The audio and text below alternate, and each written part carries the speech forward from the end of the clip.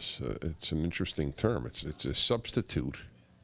It's a rescue. It's a rescue. It's not a stimulus. A person having 1,200 who wouldn't have 1,200 it's not stimulus. It's keep you solvent. And even so, more than 3 million people, right, have filed for unemployment benefits. The largest number, either the largest number period or the largest number at any one time.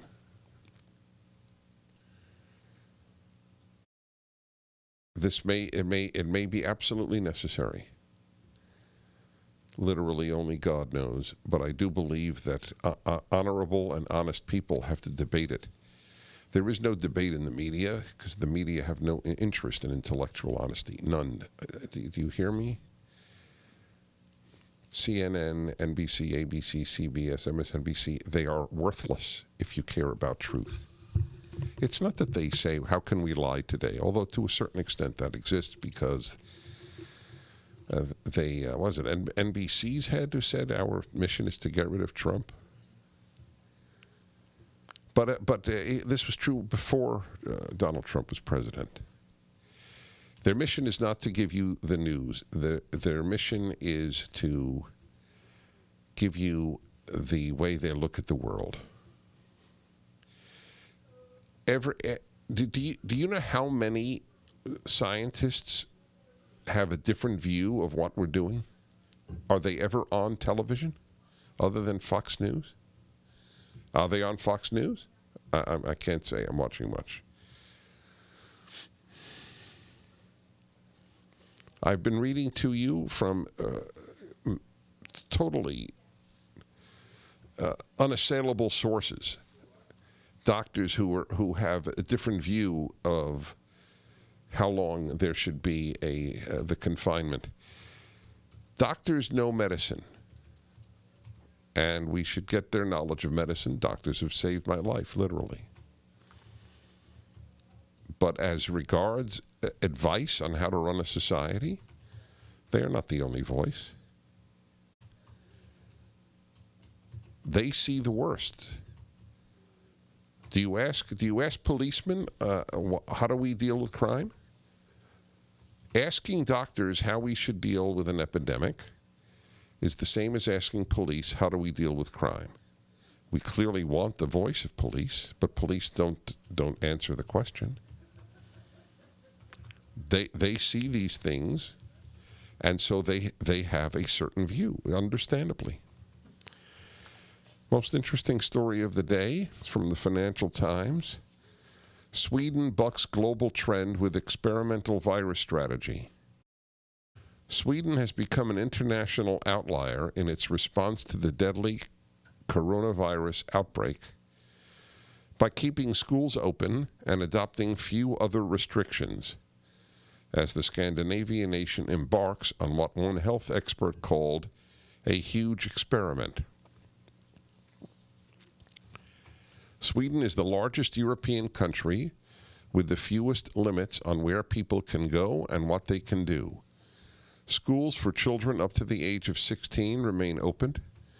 Many people continue to go to work, and packed commuter trains and buses. That's really remarkable. Were reported this week in the capital, Stockholm. Swedish authorities have banned public gatherings of more than 500 people. We have banned gatherings of more than 2. Just to give you a perspective. Closed universities and higher education colleges and advised workers to stay at home if possible. Authorities on Tuesday ordered restaurants and bars only to serve people at tables rather than at the bar. Major restriction. Johan Carlson, head of Sweden's public health agency, last week defended Sweden's approach, saying the country, quote, cannot take draconian measures that have a limited impact on the epidemic, but knock out the functions of society. Wow. That's the head of Sweden's public health agency? A person who is worried about the rest of society and not only the virus? It's a very famous biblical phrase, from where will my salvation come? And it doesn't mean salvation in the eschatological sense, just who's going to save me? And every so often, you never know who might. I'm not saying Sweden will, but needless to say, we should all be rooting for Sweden to succeed. The future still looks manageable, said Anders Tegnell, Sweden's state epidemiologist, who has become one of the public faces of the outbreak. He argued that schools needed to stay open to provide child care for health workers, noting that young people appeared to have much lower infection rates. But, I was waiting for the but the whole time I read it, a significant number of Swedish health experts disagree. Mr. Tegnell has faced a barrage of criticism after details of the country's antivirus tactics leaked to Swedish TV at the weekend. Joachim Rachlov, an epidemiologist at Umeå University, better known as UU, said the Swedish authorities were taking huge risks with public health when so much remained unknown about coronavirus. I do not see why Sweden would be so different from other countries. It is a huge experiment, he told the Financial Times. We have no idea it could work out. But it could also go crazily. No, excuse me. We have no idea. They should have put a period. It could work out, but it could also go crazily in the wrong direction. Let's keep up with the Swedish experiment every day. The number of people who die there.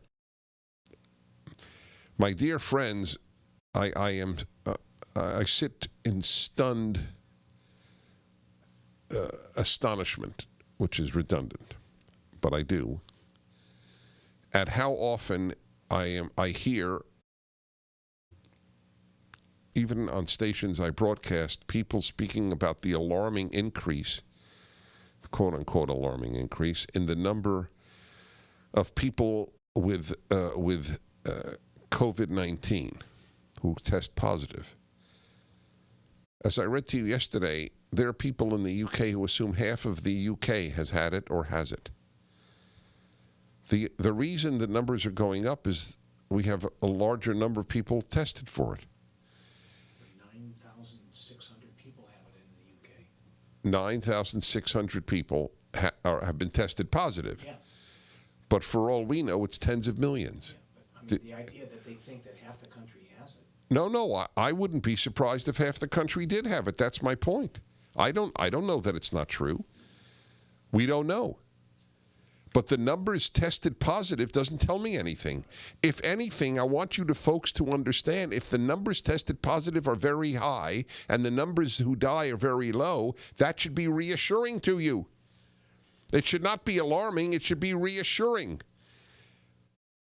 If everybody tested positive, went to an ICU, that would be a horror.